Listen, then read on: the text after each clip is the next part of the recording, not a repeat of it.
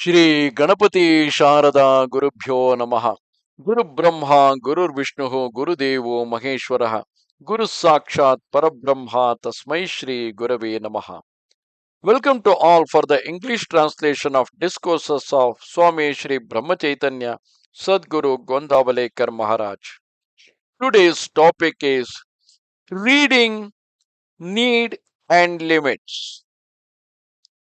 The educated man reads the scriptures, Puranas, and saints' writings with great relish and also narrates them enthusiastically to others.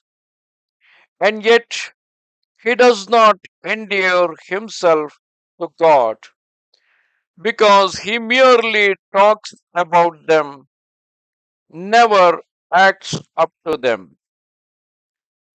Saints' works should be read as carefully as letters from near and dear ones, treasuring every word and with a view to carrying out what is expressed in them. For the author writes in order that propositions expressed therein should be practiced. If it is a translation or a commentary, the writer will knowingly or unknowingly construe the original text according to his own view or interpretation. So the reader should always keep the original text in sight. To read the original text oneself is always the best.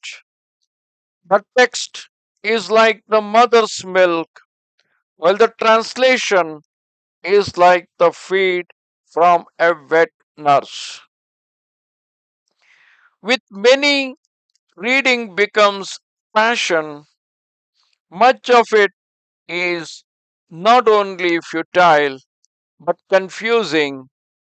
Indiscriminate reading, particularly of newspapers, is futile. Only he should read who clearly understands and digests what he needs. Others should read only with moderation. What one reads should be absorbed thoroughly by contemplation. Reading is only profitable if accompanied by practice. The true meaning then becomes clear and the sadhaka makes real progress. The reading of the basic philosophical books like the Upanishads, the Bhagavad Gita, and such others understand their purpose, understand their purport is essential for a clear notion of the logical basis of our upasana. The Bhagavad Gita indeed can be considered the basis, the mother of all treatises on philosophy. It correlates and coordinates worldly life and spiritual life, performance of duty and renunciation. We should bear this in mind when studying it. Philosophy is of no use unless put into practice. Anything that is accepted or proved as wholesome must be acted upon in practical life. Suppose we are walking by the highway to go to a certain place.